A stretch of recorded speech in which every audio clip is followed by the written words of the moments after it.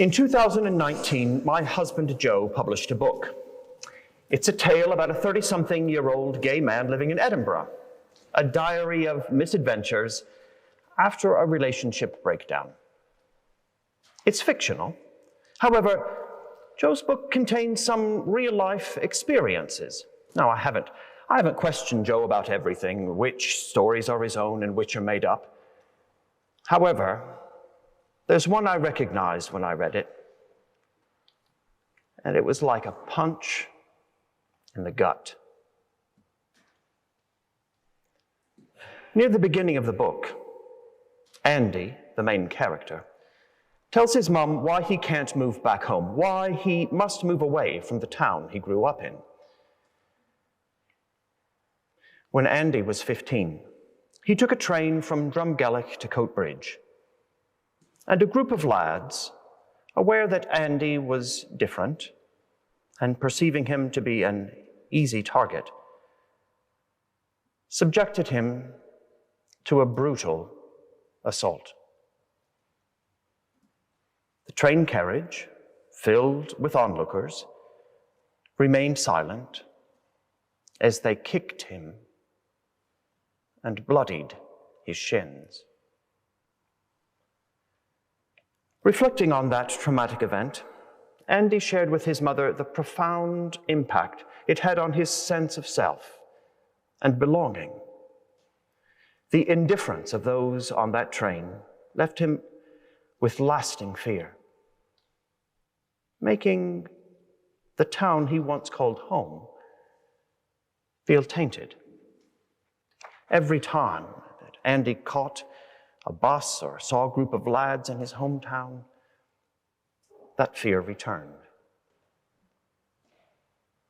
And he let his mum know the most horrible part of all in this story. After the beating, those guys spat on him, one by one, taking their turn in his face. This story stopped me in my tracks. Immediately, I knew this story wasn't about Andy. It was about Joe. I was moved. I wanted to rescue that 15-year-old Joe. My heart broke. And I was angry, fuming at the complicity of those who witnessed Joe's suffering and did nothing.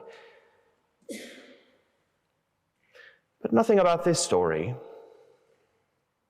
really surprised me. Similar incidents have happened to queer kids for a very long time. Now, I don't know what people like Andy and Joe and me expect others to do in this kind of situation. It's difficult to identify what might work, to stop the assault, to get someone to safety, to bring the perpetrators to justice. Much could end up going wrong with an intervention. It could cause the attackers to do something even more vicious. And more people could get hurt, including those brave enough to intervene. And so I understand. I understand why people that day, and on many other days throughout history, try to stay out of trouble, to keep their noses clean. Those situations, well, they're complex. Fear and uncertainty color our decisions about speaking up or acting. It's wise to steer clear of vulnerable positions. After all, who knows what's really going on? Best just to mind your own business. That's not dissimilar to what the slave who received the one talent in today's gospel said. He knew his master was unkind, vindictive even. He'd seen it in similar situations. His master reaped where he did not sow. He took whatever he wanted, whenever he wanted it. He was a known thief. And most people got out of his way. So that's what the slave with 1 talent decided to do. He hid it in the ground. It's probably obvious to us all why. As much as we want to say we would do something else, we know there are risks. Hearing stories like this gives us the courage of a safe bystander, but in reality, one of those lads might have had a knife.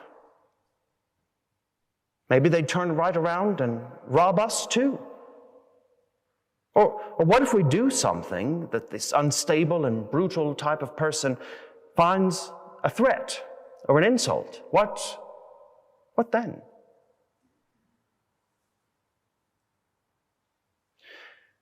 There are many interpretations of the parable in today's gospel, ways of seeing the different characters and understanding their motives.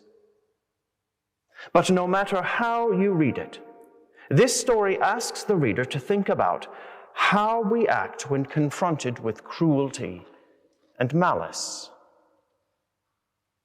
One understanding of this parable says that in God's kingdom, those who do nothing with what they're given, even in the face of peril and helplessness, are judged. And the condemnation is harsh. However, what's interesting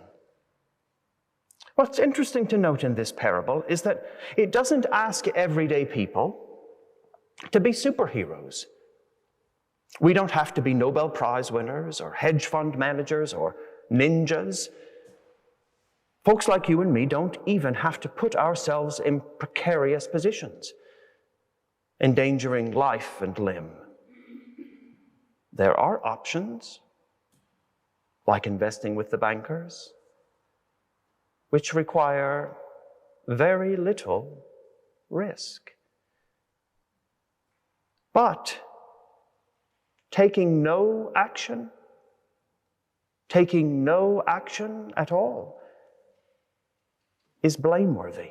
Standing by, burying one's head in the sand, being unresponsive, no matter how precarious the situation, is unsuitable.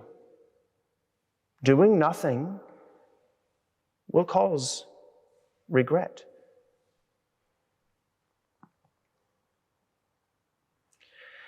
There may be little we can do right now, faced with uncertain and unsafe situations, and the shadow of cruel and horrendous actions. We might feel powerless and tempted to turn away, to do nothing. But today's parable urges those who have only limited influence to do what they can, to use what small ability they have to do something. If we don't, we risk contributing to the harm around us, because our inaction has consequences.